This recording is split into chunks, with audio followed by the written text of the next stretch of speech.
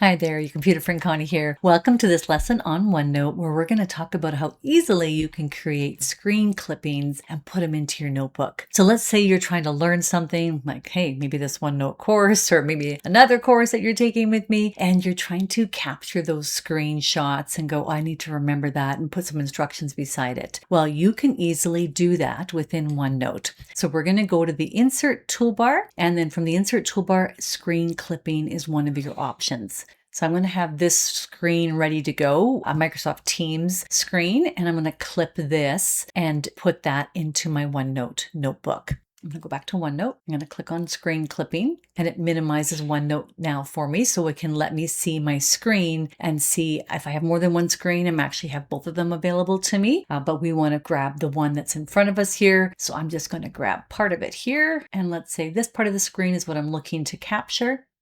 And it was that fast. It's just instantaneous. So as long as whatever screen you're trying to capture is on your screen somewhere, OneNote just minimizes itself, lets you capture the screen, and then there you have it. Your screen is in your OneNote notebook. I'm just going to maximize my OneNote page here. This is the double arrow at the top right here.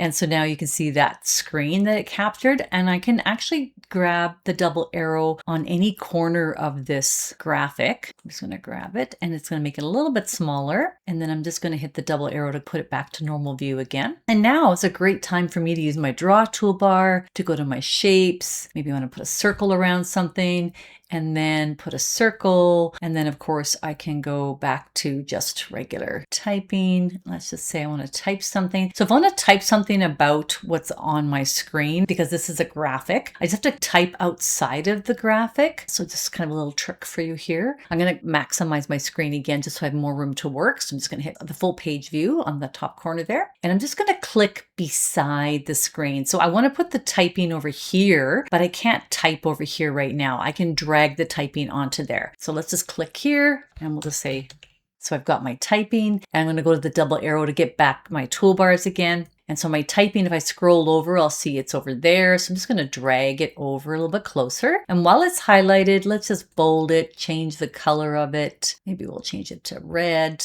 And now I can drag it onto the screen clipping. Okay, so screen clipping and then working with our toolbars to insert shapes and actual other text is kind of fun, isn't it? So let's do one more example of a screen clipping. I just moved to a different screen in my Microsoft Teams program. So we'll clip this. So I'll go back here and we'll go insert. So make sure I'm on a blank line here, right down here. Insert, screen clipping. I see what's on my screen. And this time we'll just take part of it. I don't have to take the whole thing.